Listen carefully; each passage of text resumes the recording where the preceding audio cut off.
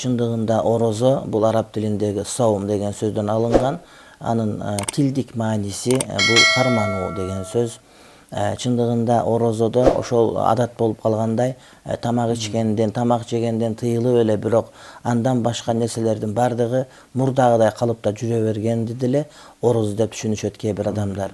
Чындыгында орозонун тарбиялык мааниси өзгөчө. Бул адамдарды ошол тамак ичкенден, тамак жегенден, жыныстык мамиледе болгондон, андан сырткары ошол адамдын жан дүйнөсүн аруулай турган нерселерди аткарып, жана жан дүйнөнү кирдетип кое турган жаман иштерден кайтаруу. Мисалы үчүн ушак айтуу, же болбосо гайбат сүйлөө, же болбосо жалган айтуу сыяктуу сөздөрдөн арылуу дагы болуп эсептелет.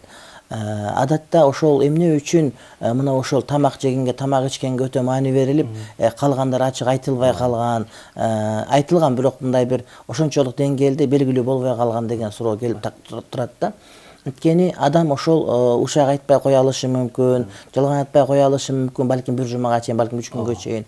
Бирок тамак жей албай коюшу кыйын экен. Же болбосо жанагыдай жыныс мамилесинен эгерде мүмкүнчүлүк болуп турса, мындай бир баш тарта албай калуусу өтө кыйын болгон үчүн мына ошол адамга эң кыйын деп эсептелген нерселерди берип, ошолордон тыйды дагы, ошолордун көлөкөсүндө андан башка дагы тыйыла тургандан тыйылып алсын деген бир ишарат жатат да. Анан дагы бир өзгөчө мамиле бул жерде ошол адам эгерде тамак ичкенден тыйыла алса, калгандан тыйылып кетет деген маани. Анан карап көрсөңүз, мисалы үчүн адам саат 4-тө туруп, 5-те туруп тамак жебейт да, бирок орозодо адам ошол эртең менен туруп тамак жейт дагы, анан кечке чейин тамагы бар болуп туруп тамак жебей жүрө алат.